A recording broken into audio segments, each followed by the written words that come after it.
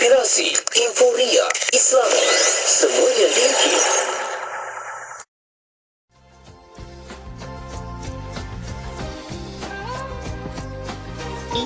Dan juga kebangkitan semula. Maksudnya hancur semua habis. Hancur semua habis, dan kita belum menempuh fasa hari kiamat tersebut. Cuma orang katanya bila hari kiamat, itu persoalannya yang kita tak boleh nak jawab. Kerana hari kiamat ni hak mutlak Allah SWT, rahsia Allah. Apa beza hari kiamat, hari akhirat?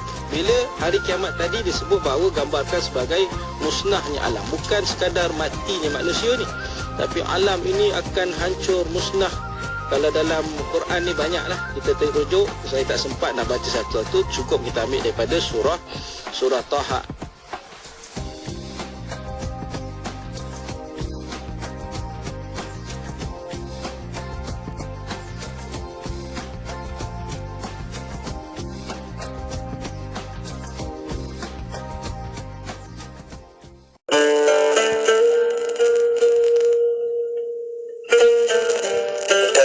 Abi Umamah Al-Bahili radhiyallahu anhu, Rasulullah sallallahu alaihi wasallam bersabda, "Mastafada al-mu'min ba'da taqwallahi khairan min zawjatin salihah in amraha ata'athu wa in nadhara ilayha sarrathu wa in aqsama 'alayha abarrathu wa in ghaba 'anha nasahathu fi nafsiha wa malih." Maksudnya, sebesar-besar perkara yang mendapat faedah setelah bertakwa kepada Allah Azza wa Jalla ialah isteri yang salihah, di mana bila suaminya memerintahkannya, nescaya akan taat kepadanya, dan jika suami memandangnya, dia akan berhias, justru menggembirakannya, dan jika suaminya bersumpah ke atasnya, nescaya dia akan menunaikannya, dan jika suaminya tiada, dia akan menjaga diri serta marwahnya dan harta suaminya. Amsayna wa amsal mulku lillah walhamdulillah la ilaha illallah wahdah la syarika lah lahul mulk wa lahul hamd وهو على كل شيء قدير. رب أسألك خير ما في هذه الليلة وخير ما بعدها، وأعوذ بك من شر ما في هذه الليلة وشر ما بعدها. رب أعوذ بك من الكسل وسوء الكبر. رب أعوذ بك من عذاب في النار وعذاب في القبر. Kami dan seluruh kerajaan memasuki waktu petang kerana Allah. Segala puji bagi Allah. Tiada sesembahan yang berhak disembah melainkan Allah semata. Tiada sekutu baginya. Semua kerajaan hanya miliknya dan segala pujian hanya untuknya. Dia Maha berkuasa atas segala sesuatu. Wahai Tuhanku, aku memohon kebaikan yang ada di hari ini dan setelahnya. Sebaliknya aku memohon perlindungan dari keburukan yang ada di hari ini dan setelahnya. Wahai Tuhanku, aku berlindung kepadamu dari kemalasan dan buruknya umur tua. Wahai Tuhanku, aku berlindung kepadamu dari azab neraka dan azab kubur. Khalidu bil Qur'ani huwa imamuna ala hidayatillahi amitna. Khalidu bil Qur'ani huwa imamuna ala hidayatillahi amitna. Kalamu rabbina hidayatuna, ata'u Jibril ala rasulina. Kalamu rabbina hidayatuna, ata'u Jibril ala rasulina.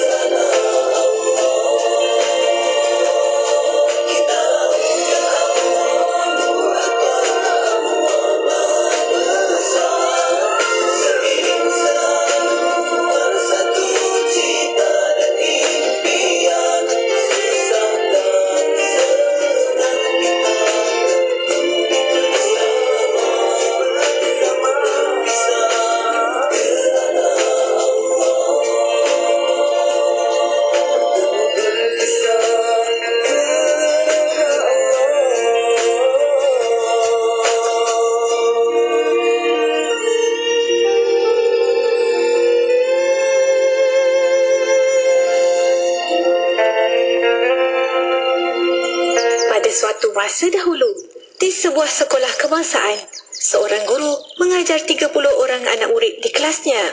Ahmad Zuriat Akhlak kan? Saya, cikgu. Cuba kira 10 sampai 70 dalam gandaan 10. 10, 20, 30, 40, 50, 60, 70. Bagus. Cuba Muhammad Azlan Shah Kamarudin kira juga. Baik, cikgu. 10, 20, 30, 40, 50, 60, 70. Bagus. Muhammad Azmul Fatih pula. 10, 20, 30, 40, 50, 60, 70.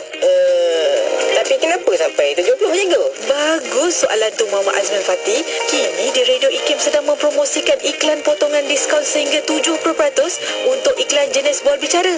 Siapa cepat dia dapat. Berita baik kepada periklan dan pelanggan di luar sana. Kini kami di Radio IKIM akan mengadakan promosi iklan bual bicara potongan sehingga 70% diskaun. Berminat? Sila hubungi kami segera di talian 019-650-7976 untuk maklumat lanjut. Hubungi kami segera, tempat adalah terhad, bertaluk kepada terma dan syarat. Bersama kita melabur saham akhirat dengan menghulurkan sumbangan dana bagi mereka yang memerlukan.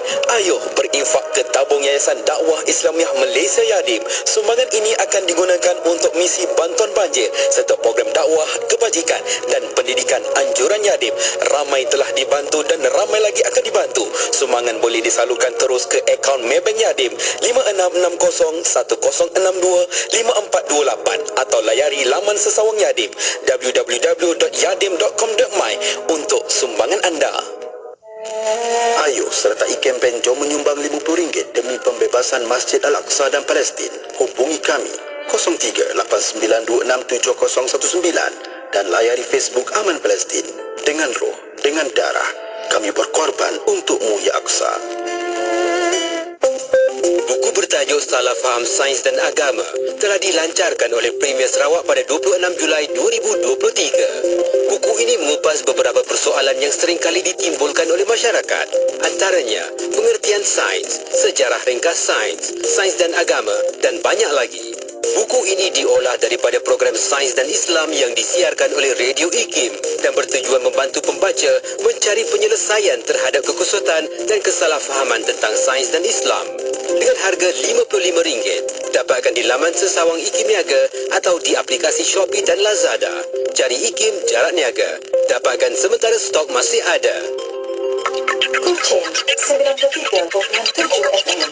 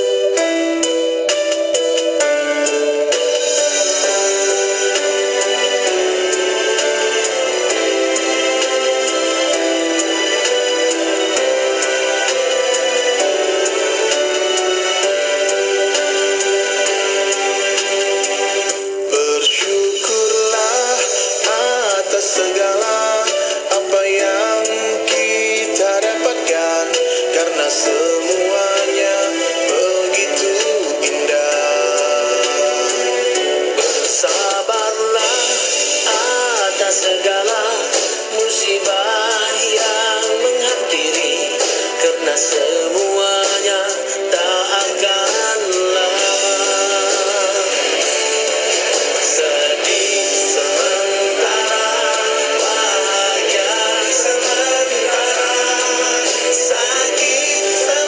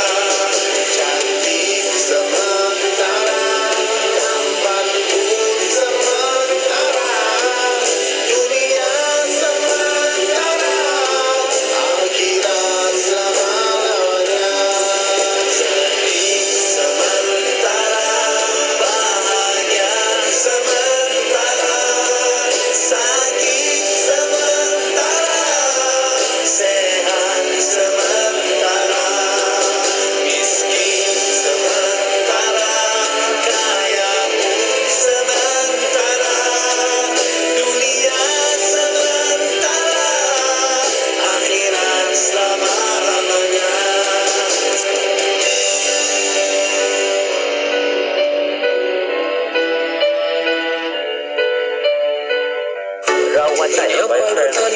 Terima kasih untuk anda. Allahumma salli ala sayyidina Muhammad wa sallam wa rasulillah Muhammad. Alhamdulillah, syukur kepada Allah SWT kerana kita masih lagi diberikan peluang sehingga ke waktu ini untuk bersiaran dalam segmen Destinasi edisi Selasa 16 Rabiul Akhir 1445 Hijriah bersamaan dengan 31 Oktober 2023. Dan saudara, kita akan melanjutkan lagi segmen kita pada petang ini dengan rancangan yang disiarkan pada pukul 5.15 petang Sabat Minggu. Rancangan ini dikodarakan iaitu tidak lain tidak bukan Islam Agamaku yang diterbitkan oleh DJ Mona Jasman. Dan pada minggu ini kita bakal membicarakan tentang topik mengenai menjawab salah faham terhadap Islam, Dan sebelum saya memperkenalkan tetamu undangan saya bagi mengisi rancangan ini, ingin saya warakan kepada rakan-rakan pendengar IKIM, jika anda ada sebarang kemusykilan ataupun pandangan bagi rancangan ini, anda bolehlah mengajukan pertanyaan anda ke nombor talian WhatsApp kami 01129004 atau melayari laman Facebook kami, cariannya ikim.fm ya. Baiklah saudara, untuk itu saya memperkenalkan tetamu jemputan kita untuk rancangan Islam Agamaku pada hari ini, iaitu Yang Berusaha Ustaz Muhammad Suhaimi Abdul Aziz, seorang pendakwah bebas, juga merupakan pengurusi Perkim Cawangan Datuk Keramat Kuala Lumpur. Assalamualaikum warahmatullahi wabarakatuh Ustaz. Waalaikumsalam warahmatullahi wabarakatuh. Apa khabar Ustaz Tuan Haji Nazri? Alhamdulillah Ustaz, bagaimana pula? Alhamdulillah sihat. Itulah, tengok Ustaz pun kemas dengan pakaian baju Melayunya berwarna biru, seperti mana yang kita dapat saksikan ya saudara di laman YouTube IKIM ketika ini, dan juga di laman Facebook ikim.fm. Secara langsung kami pancarkan dari studio utama IKIM di Langgak Tunku Jalan Tuanku Abdul Halim Kuala Lumpur. Dan saudara, hari ini kita bercakap tentang menjawab salah faham terhadap Islam. Dan seperti mana yang kita ketahui, kalau kita baca beberapa artikel, pelbagai artikel dihasilkan oleh para akademik maupun orang persorangan tentang topik salah faham terhadap Islam ini, dan situasi salah faham terhadap Islam ini masih lagi berlaku ya, masih lagi menular dalam kalangan masyarakat di negara ini maupun seantero dunia. Jadi insya-Allah Ustaz Muhammad Suhaimi akan memberikan sedikit pencerahan perincian terhadap topik ini. Silakan Ustaz sebagai mukadimahnya. Baik. Bismillahirrahmanirrahim. Assalamualaikum warahmatullahi wabarakatuh. Alhamdulillahirabbil alamin. Wassalatu wassalamu ala asyrafil anbiya'i wal mursalin wa ala alihi wa sahbihi ajma'in. Allahumma salli ala Sayyidina Muhammad wa ala alihi wa sahbihi wa man tabi'ahum bi ihsan ila yaumiddin, amma ba'd.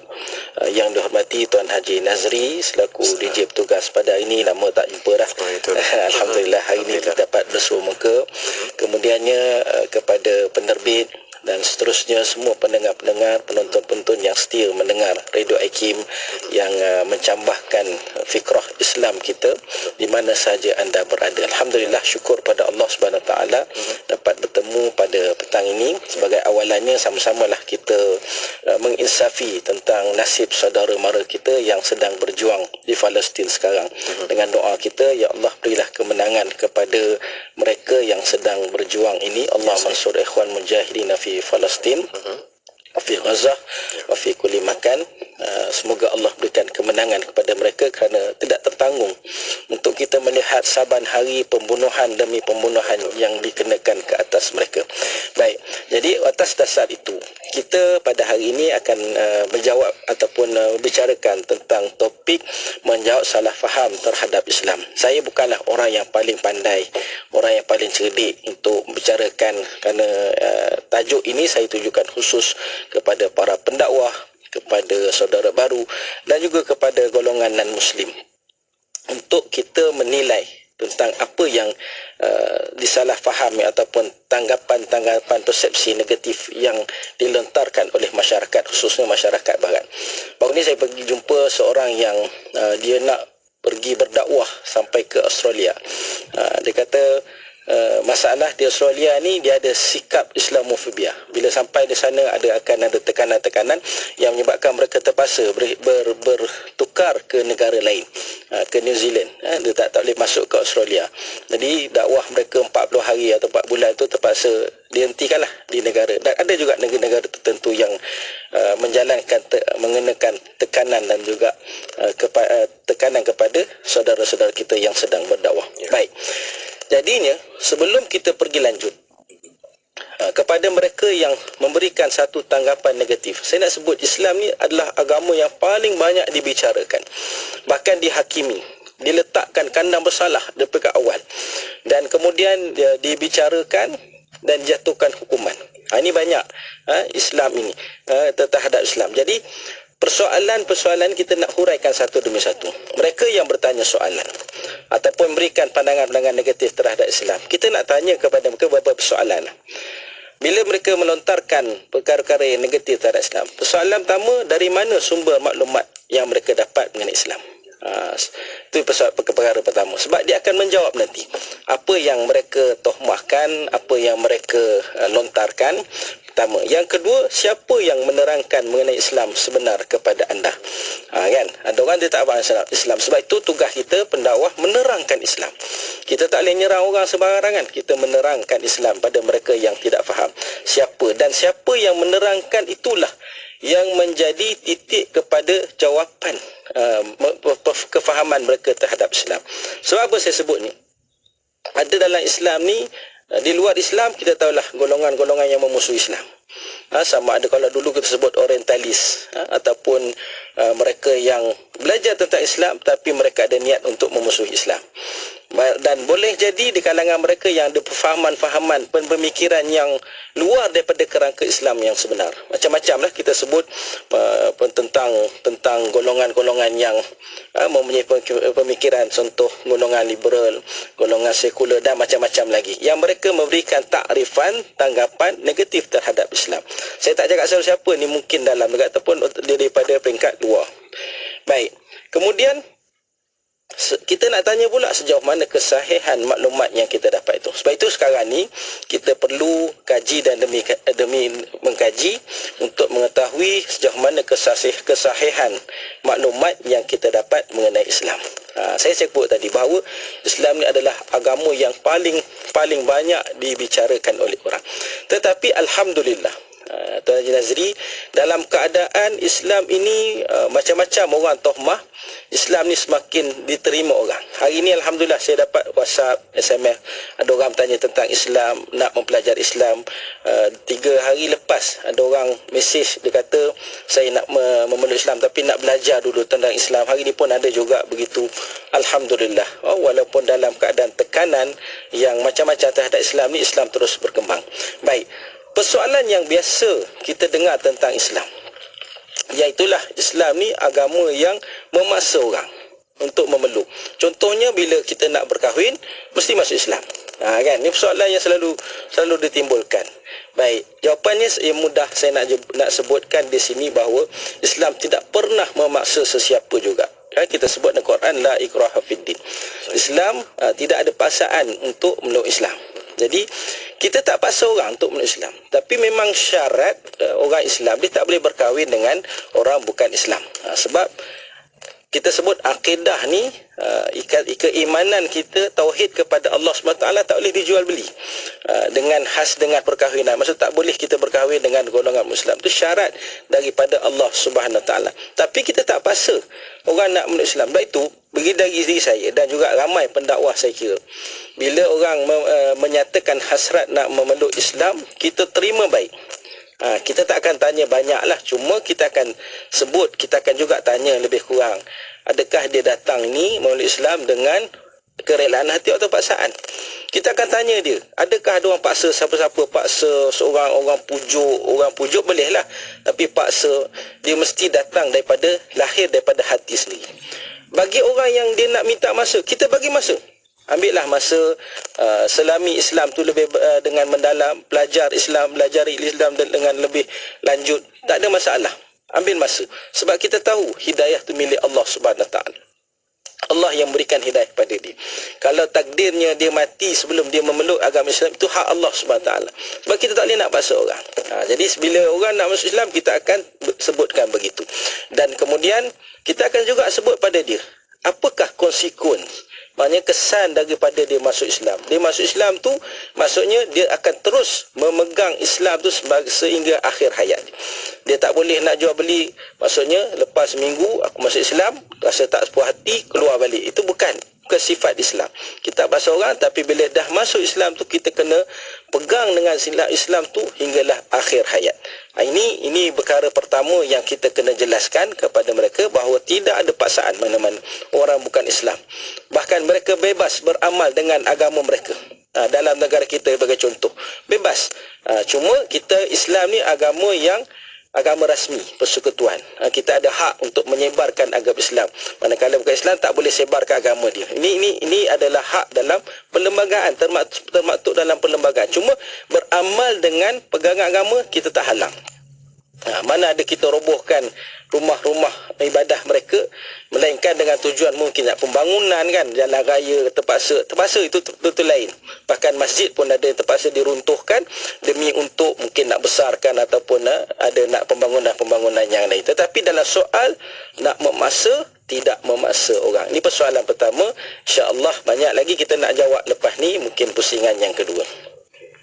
Syukuran jazilan, terima kasih Ustaz Suhaimi atas penjelasan untuk pusingan pertama. Peringkat pertama kita menerusi rancangan Islam Agamaku membawakan tajuk Menjawab Salah Faham Terhadap Islam. Kita akan kembali selepas ini. Teruskan kesetiaan anda bersama IKIM, Inspirasi Inforia Islami.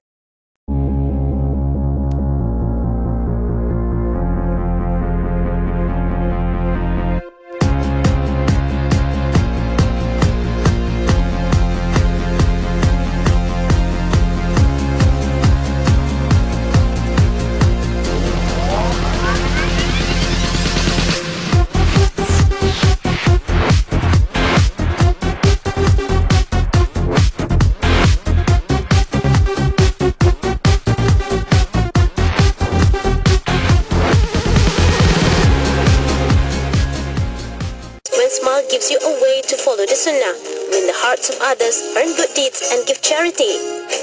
Enjoy the many benefits of a smile. In order to want to smile, it really helps to know what benefits a smile can bring to your day. Smile improves your appearance. Charles Gordy once quipped, a smile is an inexpensive way to change your looks. Smile make things right again and say much more than words can. You feel lost or alone or feel down, a smile can set things right again. A smile lets other people know that you're prepared to be open to them and that you're willingly agreeing to set things right where needed. Smile also make you feel good. Even if you're feeling a little blue, insert happy thoughts into your mind and just add that smile. This smile will trick your mind into feeling better as endorphins are released to reduce physical or emotional stress. Smile makes other people feel good. An open-mouthed smile is visible from further away than a frown, offering people reassurance that you are friendly. Practice your smile. There is no harm in practicing your smile. Doing so will increase your smiling confidence, improve your sense of well-being, and help you to learn which of your smiles are your best. Narrated by Tirmizi, Abdullah ibn Harith radiallahu anhu said, I have never seen anyone who smiled more than Allah's Messenger. While Jarir radiallahu anhu reported, since I embraced Islam, Allah's Messenger sallallahu alaihi wasallam never refused to see me, and he did not see me but with a smile on his face. Narrated by Muslim. 91.5 FM. Tadi saudara, frekuensi bagi anda yang berada di kawasan Lembah Kelang iaitu 91.5 FM. Dan saudara, anda masih lagi mengikuti secara langsung ketika ini di ruang udara Radio Institut Kefahaman Islam Malaysia untuk rancangan Islam Agamaku dipancarkan terus di laman YouTube IKIM Media dan juga di laman Facebook ikim.fm. Dan saya kembali semula kepada Ustaz Muhammad Suhaimi untuk menerangkan lebih lanjut lagi tentang topik kita pada petang ini. Ya saudara, menjawab salah faham terhadap Islam. Silakan Ustaz. Baik, Alhamdulillah. Untuk pusingan yang kedua ini, kepada saudara-saudara baru juga kepada para pendakwah yang sering kita ni ditohmah tentang Islam ni, iaitu yang paling popular lah sekarang ini, iaitu Islam ni agama ekstremis ataupun teroris. Ialah digambarkan dengan peperangan-peperangan bagi mereka yang bermazhab peace no war ni, kan, nakkan kedamaian. Kita sebut bahawa Islam tak pernah nak ajak orang berperang. Berperang ni bukan satu pilihan kepada kita. Dan kalaulah kita nak memahami cerita tentang Gaza sebagai contoh, Palestin sebagai contoh, dan Israel, Yahudi ni sebagai contoh, dia ada dua faktor ataupun faktor kita nak sebut, iaitu yang pertama faktor geopolitik. Yang ni nak cerita panjang ni 2 jam ni tak selesai. Yang kedua tentang sejarah. Geopolitik ni kita faham Israel ni dalam negara Israel itu sendiri dalam keadaan mereka nak pilihan raya, dan mereka nak siapa yang menjadi champion dalam menindas orang Palestin, dialah yang akan boleh menang dalam pilihan raya. Begitu juga bagaimana Amerika, Joe Biden ni dia nak support Israel ni pasal apa? Sebab lawannya nanti Donald Trump yang katanya champion lebih tinggi, lebih kuat kan fahaman mazhabnya terhadap Israel. Jadi nak tak nak dia bersaing dengan tu. Itu cerita pasal politik lah. Sebab itu Amerika jadi pendukung kuat kepada Israel, bukan sekarang, bahkan telah lama. Baik. Dari sudut sejarah, kalau nak faham adakah Islam ni yang menganjurkan terorisme, jawapannya sama sekali tidak. Sebab bumi Palestin sebagai contoh adalah bumi para anbiya, umat Islam. Nabi Ibrahim AS diutus 1800 sebelum Masihi, membawa risalah Islam, mendirikan Baitullah, dan kemudian 40 tahun kemudian mendirikan Baitul Maqdis ataupun Masjidil Aqsa. Diteruskan dengan para Nabi Musa 1400 tahun kemudian sebelum Masihi, Nabi Sulaiman AS 1000 tahun, 500 tahun sebelum Masihi pula ada namanya Zulkarnain, dan sehingga Nabi Isa AS. Bahkan Nabi kita sallallahu alaihi wasallam Isra-nya ke mana? Minal Masjid Haram ilal Masjid Aqsa, daripada Masjid Haram ke Masjid Aqsa, menunjukkan betapa bumi Masjid Aqsa ni bumi yang wakaf kepada umat Islam seluruh dunia, yang mesti kita perjuangkan. Baik, mari mana Yahudi ni, Israel ni, Bani Israel ni kan, dia merampas tanah orang Palestin sejak tahun 1948. Merampas tanah. Bayangkan negara kita ni dijajah. Bayangkan, mestilah kita akan bangkit nak membebaskan negara kita yang dijajah, dan kita pun pernah dijajah beratus tahun lamanya. Kan, 1957 kita capai kemerdekaan bukan dengan harga percuma, melibatkan darah yang bersimbah para pejuang kita beratus tahun lamanya. Begitulah dengan Palestin sekarang, yang mereka ni membela diri mereka. Dan tuan-tuan, kalau para pendengar, penonton mengikuti apa yang berlaku di Gaza sekarang, hospital dibom. Mana ada tergamak manusia, sifat kemanusiaan yang membunuh manusia di hospital. Ini tergamaknya Zionis Israel, dan menunjukkan bahawa sebenarnya adalah Islam itulah yang menjadi mangsa. Dan kita tak boleh lupa tahun 1981 Kem Sabra Shatila dibom, dibunuh, disembelih. Dianggarkan 3,500 orang Islam yang telah dibunuh oleh tentera Israel. Baik, itu Palestin. Bumi Arab yang lain pula, ataupun sekitar negara umat Islam yang lain. Kita tak lupakan di Afghanistan, di Iraq, di Syria, sejak tahun 2011. Ratusan ribu orang umat Islam yang menjadi korban. Siapa yang ganas sekarang ni kan? Umat Islam yang menjadi mangsa, yang dibunuh, tanah mereka dijajah, dijarah, kemudian diagih-agihkan kepada orang lain. Begitulah juga dengan di Libya, di Mesir, Bahrain, dan banyak lagi tempat-tempat di bumi Arab. Bahkan di Asia ni kita ada bumi Myanmar, di Rohingya, orang yang Rohingya umat Islam yang menjadi mangsa. Dan kita tengok sekarang ni yang melakukan keganasan nembak baru ni di Amerika Syarikat.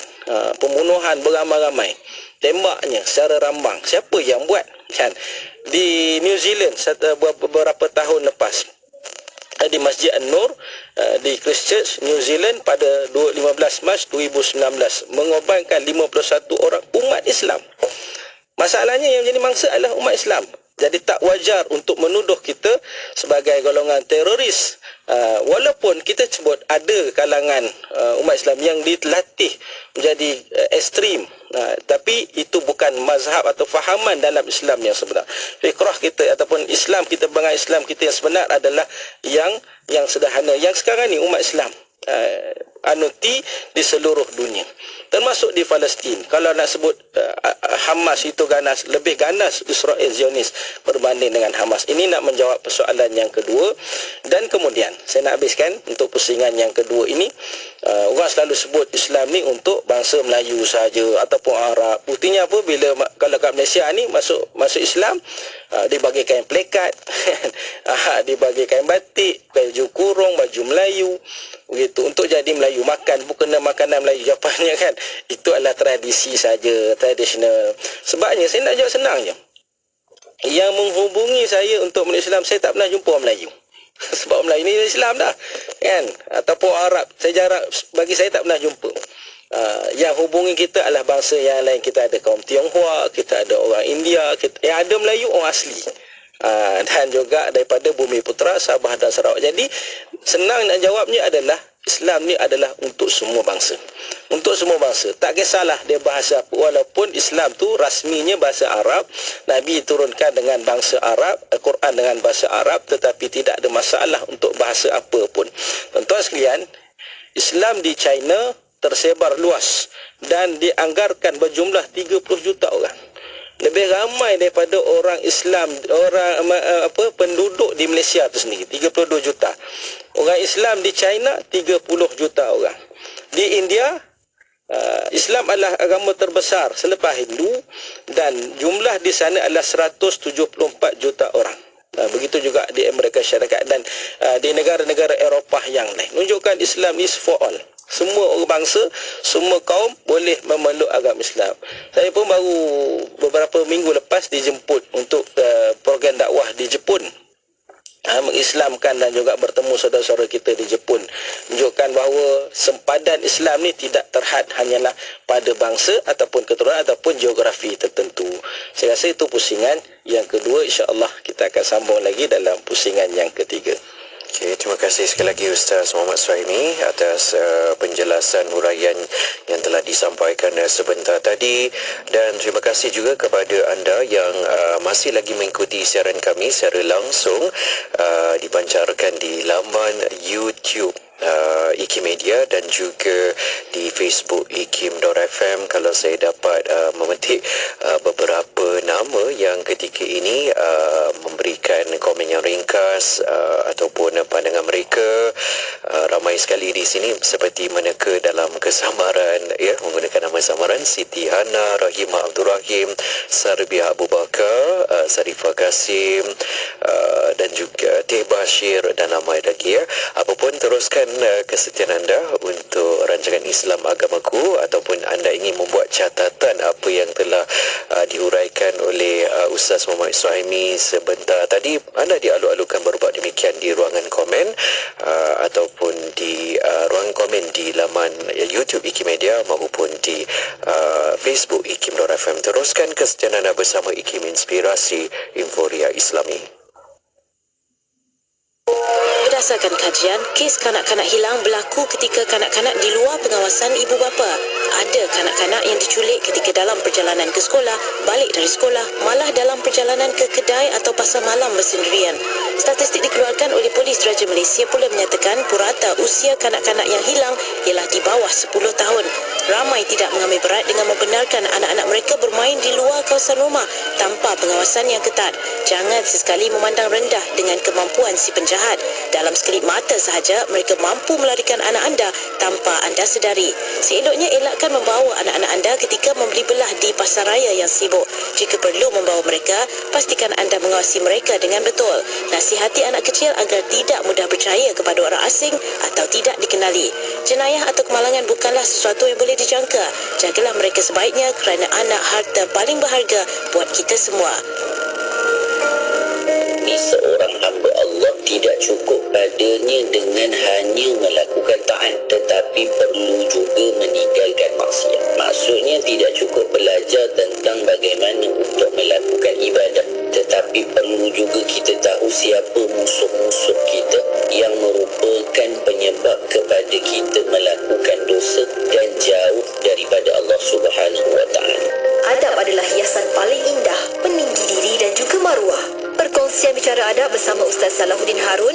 Selasa 9 malam hanya di IKIM Inspirasi Inforia Islam.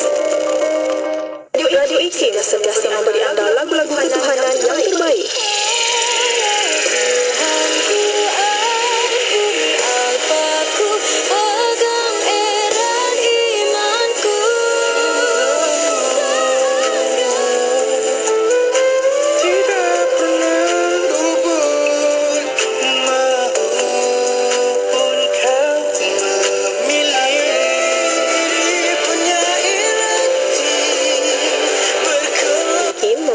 Lagu-lagu ketuhanan yang mengusik jiwa.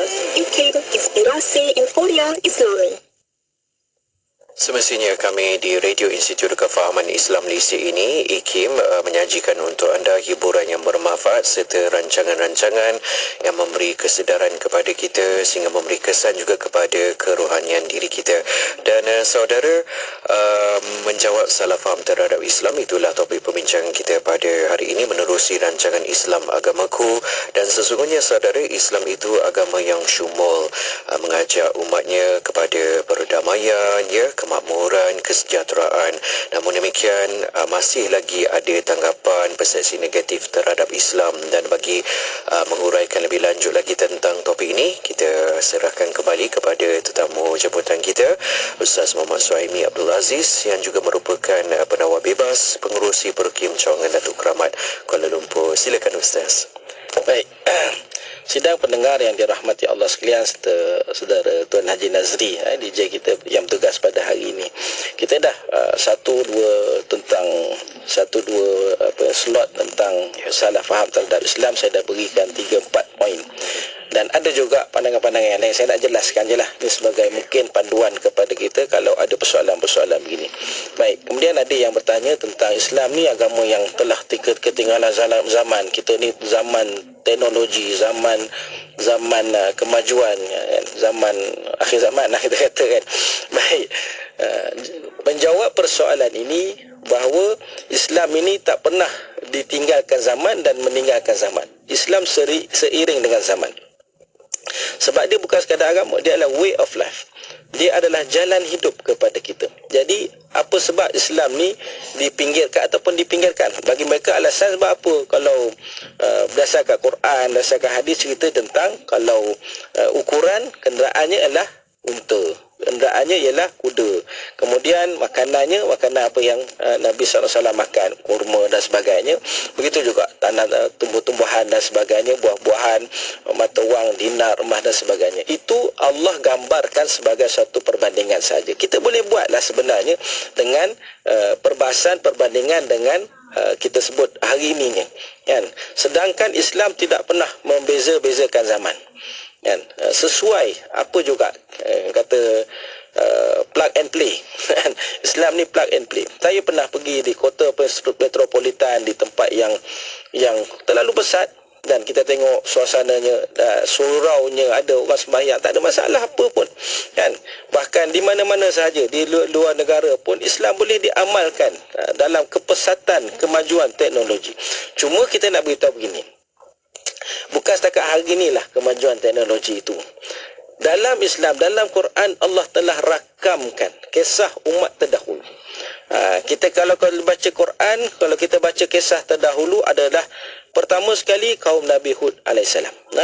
Kemajuannya dengan kemajuan teknologi kaum Ad. Mereka dengan tanah yang subur, dengan sumber-sumber air yang mengalir dari penjuru sehingga mereka mampu untuk bercucuk tanam. Dari mana mereka dapat kalau tidak dengan akal, pemikiran, dengan kemajuan, kepesatan teknologi yang ada pada mereka ketika itu. Maka sebenarnya boleh dikatakan teknologi mereka lebih baik daripada kita pada hari ini sebenarnya.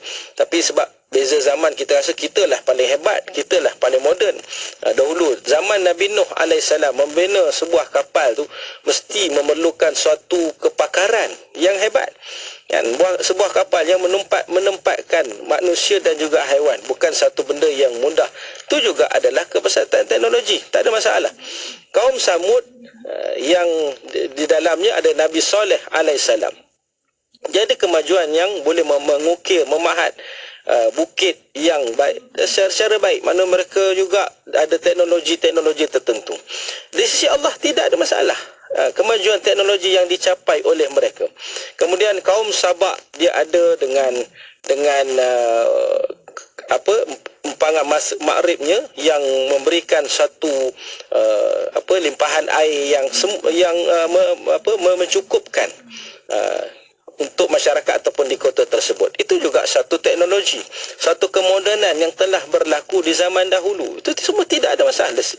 Okey, kemudian kita juga dihidangkan kisah Firaun yang mempunyai bangunan-bangunan yang hebat. Dengan piramid yang ini menjadi salah satu benda yang kekaguman dunia. Kekaguman dunia. Kita baca surah Al-Fajr ayat 6 hingga 10. Kemudian kita juga baca di sisi yang lain kisah Nabi Sulaiman alaihissalam, kerajaan yang tak pernah mampu diwarisi dulu sampai sekarang. Bukan setakat manusia, bahkan jin, bahkan burung, bahkan haiwan, bahkan syaitan sendiri dengan istana-istana yang hebat yang dibangunkan. Itu semua adalah kemodenan yang telah Allah kurniakan kepada mereka. Isunya apa? Ialah isunya bagaimana manusia ini menjadikan kemodenan itu perhambaan kepada Allah Subhanahu Wa Taala. Baik, saya nak sebutkan tentang poin ini mudah, iaitu Allah menyebutkan dalam Al-Quran surah Al-Hajj ayat 41. Allah menyebut allazina immakannahum fil ardi aqamus salah wa atauz zakah wa amaru bil ma'ruf wa nahaw 'anil munkar walillahi aqibatul umur. Ini dia punya, bagi saya formula lah. Banyak lagi formula lain boleh kita ambil daripada Quran, tapi cukup dengan ini, iaitu mereka yang apabila diberikan kekuasaan memerintah di atas muka bumi, pemerintah di zaman apapun, maka apa tindakan mereka? Fil ardi aqamus salah, mereka mengajak orang mendirikan sembahyang. Maksud sembahyang ni apa? Ubudiyah, penghambaan kepada siapa? Allah Subhanahu Wa Taala. Ini yang pertama. Jadi soal teknologi ni, soal kemodenan tu bukan satu isu di sisi Allah Subhanahu Wa Taala. Islam tidak menolak apa juga unsur kemodenan yang ada pada manusia. Tapi apa dia? Satunya adalah mesti menghambakan diri kepada Allah. Dan kemudian waktu zakah, itu memberikan zakat, iaitu dengan memakmurkan kehidupan manusia yang lain, membantu orang fakir miskin. Sebagai pemerintah dia kena berlaku adil, mengagihkan harta kekayaan itu melalui zakat. Zakat ni yang terbaik dalam Islam, kan? Dia memberikan supaya tidak ada orang yang makin miskin. Dan kemudian suruh orang buat baik, amar makruf nahi mungkar, dan kemudian mencegah daripada perbuatan mungkar. Inilah konteks kenegaraan ataupun kemodenan yang kita nak kecapi. Bukan masuk moden dengan bebas sebebas-bebasnya tanpa ada panduan. Panduan kita ada, iaitulah agama. Agama melarang kita perbuatan yang salah dan haram. Menyuruh kita perbuatan yang disuruh dalam agama. Walillahi aqibatul umur, bagi Allah jualah kesudahan bagi segala urusan. Baik. Kemudian saya nak sebut sikit lagi dalam kesempatan yang singkat ini. Ada orang pula kata Islam ni terlalu banyak sekatan halangan, artinya banyak hukum lah dalam Islam. Baik. Sebenarnya Islam ni dia sebenarnya menjaga manusia. Kalau kita faham dari sudut fiqh, mazhab Syafi'i mengajarkan kita bahawa kaedahnya asal bagi suatu perkara adalah harus, melainkan ada dalil yang mengharamkan. Jadi bagi orang Islam lah, kan, semua benda selagi tak ada dalil mengharamkan, kita boleh buat, kan? Harus benda kita lakukan tersebut. Maknanya sebenarnya banyak benda yang kita boleh buat. Tidak ada sekatan yang banyak, sikit je sebenarnya yang diharamkan dalam Islam. Sebab Nabi sebut halal bainun wa harama bainun wa bainahuma umur mustabihat. Halal telah jelas, haram telah jelas, ada tengah-tengahnya yang samar-samar. Jadi yang sebenarnya yang diharamkan tidaklah banyak berbanding benda yang dibenarkan dalam Islam, dibolehkan dalam Islam. Jadi dan tujuan sebenarnya adalah untuk Islam ini menjaga umatnya dengan kebaikan. Artinya segala yang dilarang Islam membawa kepada kebaikan kepada manusia. Kita nak sebut, saya selalu berikan contoh kepada saudara, kenapa tak boleh buat begini? Sesuatulah yang diharamkan, yang jelas. Contoh minum arak. Pasal apa tak boleh minum arak dalam Islam? Sebab senang je, logik akal. Kita tak payah sebut dalil Al-Quran. Mungkin orang tak susah nak faham gitu kan. dalilnya ialah mudahnya, rasionalnya adalah kerana nak menjaga akal manusia. Arak boleh jadi dengan dadah sekalilah, benda tu yang merosakkan akal. Jadi sesuatu yang merosakkan akal, Allah kan kurniakan akal kita dengan sihat, dengan sempurna, dengan baik. Gunakanlah cara yang baik. Tiba-tiba kita merosakkan akal kita, kita fikir, kita menghayalkan, itu diharamkan. Yang menyebabkan kesan daripada arak itu apa juga perbuatan yang lain, kita tak sedar. Bagi kadang-kadang dia kata saya tak mabuk, iyalah bagi orang tak mabuk, tapi tetap dia larang. Sebab apa? Itu standard bagi mengelakkan maslahat yang benda yang lebih besar, iaitu mabuk menyebabkan apa-apa juga perbuatan langgar orang, kan, dia curi barang orang, dia buat apa sebab dia tak sedar dalam keadaan dia mabuk tadi. Itu contoh, dan banyak lagi benda-benda yang dalam Islam yang dilarang. Tak boleh makan benda yang bangkai. Pasal apa tak boleh? Dalam Islam tak boleh makan bangkai, kecuali binatang laut lah, kena sembelih. Yang dihalalkan kena sembelih, kan? Tak boleh. Sebab apa? Sebab darah tu yang kita sebut najis, yang menyebabkan kesannya adalah penyakit kepada diri manusia. Nampak dari sudut kesihatan luasnya Islam ni, Allah yang tolong bantu kita. Kita fikir panjang lah. Kajian-kajian dah menunjukkan bahawa bila makan dengan darah bangkai ni, dengan darah dan sebagainya, menyebabkan penyakit. Termasuklah binatang-binatang yang diharamkan, yang tak sesuai untuk kita makan. Dia boleh untuk kita gunakan, mungkin kita bela, tapi tak boleh kita nak makan. Kucing, pakai contoh, kan. Kita boleh bela tapi tak boleh nak makan. Sebab ada benda-benda yang Allah telah jelaskan, Allah telah berikan panduan kepada kita supaya nak mengelakkan penyakit kepada kita. Ambil ketiba daripada COVID-19, yang punca-punca asalnya dari mana? Daripada binatang yang tak halal dimakan, dijadikan makanan yang menyebabkan ini dikatakanlah menyebabkan penyakit kepada sehingga seluruh dunia. Jadi banyak lagi persoalan-persoalan yang boleh kita jawab sebenarnya agak mudah. Ini saya nak sebut pada pendakwah. Barangkali soalan-soalan ini tanyakan secara spontan, dan tuan-tuan mungkin boleh kita rujuk kepada alim ulama, tapi dalam masa yang sama berilah panduan-panduan yang boleh kita berikan kepada anda untuk kita menjawab pada persoalan kepada saudara baru ataupun kepada non-Muslim yang mereka nampak Islam ni pada sudut tanggapan negatif sahaja. Saya rasa itulah yang boleh jawab dalam masa yang terhad. Banyak lagi, 2 jam lagi nak sebut ni, tapi insya-Allah kita sambung dalam siri yang akan datang. Wallahu a'lam. Mungkin ada juga sambungannya untuk topik perbincangan kita pada hari ini, pada minggu yang seterusnya, iaitu menjawab salah faham terhadap Islam.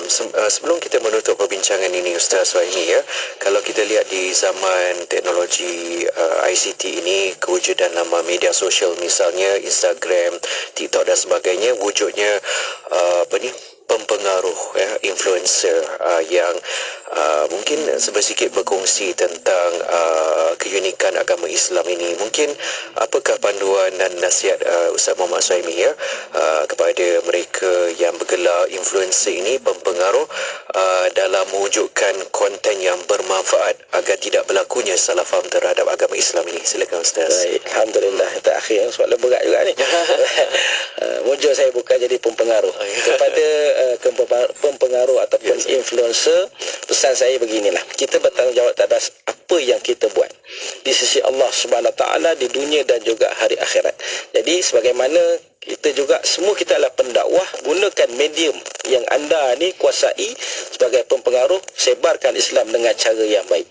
Maknanya elakkan daripada berlakunya fitnah, mengadu domba, benda-benda yang tak sahih kita sebarkan dan sebagainya, yang menyebabkan kita bukan setakat kita takut disaman. Itu satu perkara.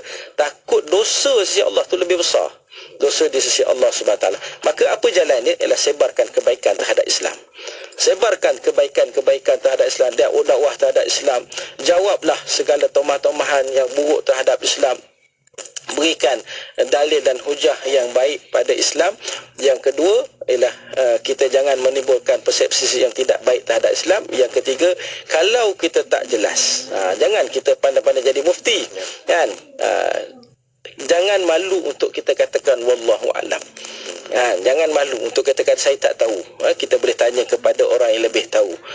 Fas'alu ala zikri in kuntum la ta'lamun. Kamu tanya orang yang lebih tahu jika kamu tidak mengetahui. Kita tak tahu, jangan pandai-pandai kita mufti mengeluarkan fatwa, pandangan hukum dan sebagainya yang menyebabkan kesan dia adalah lebih teruk daripada tu. Polemik, orang faham lain, kita cerita lain, orang faham lain. Sebab apa? Sebab kita pun tak faham tentang perkara tu.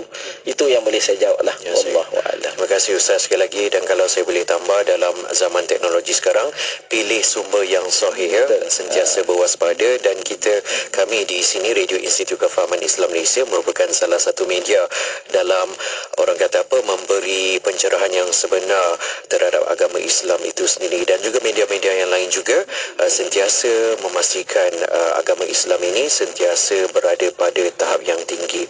Dan saudara, sekian saja daripada saya, Ahmad Nazri Muhammad Yusof, untuk rancangan Islam Agamaku pada minggu ini, dan insyaAllah pada minggu-minggu yang berikutnya anda akan kembali bersama dengan penerbit dan juga penyampai bagi rancangan ini, DJ Munir Jasman, bagi mengemudi rancangan Islam Agamaku ini. Sekian saja, teruskan kesetiaan anda bersama IKIM Inspirasi Inforia Islami.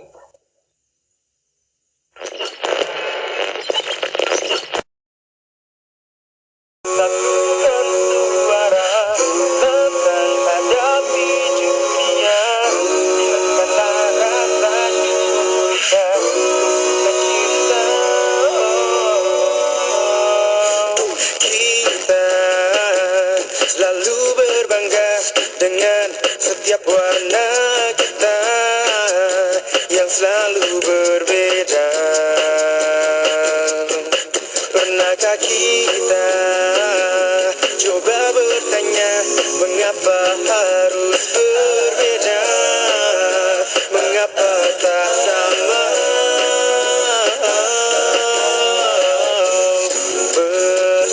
Bersatulah di antara beda, satu dalam cita. Bisakah kita satukan suara, lantang hadapi dunia, hilangkanlah rasa curiga, timbulkanlah cinta, ataukah kita memilih berbeda, meskipun kita saudara, aku dia kita mereka, satu iman satu Tuhannya.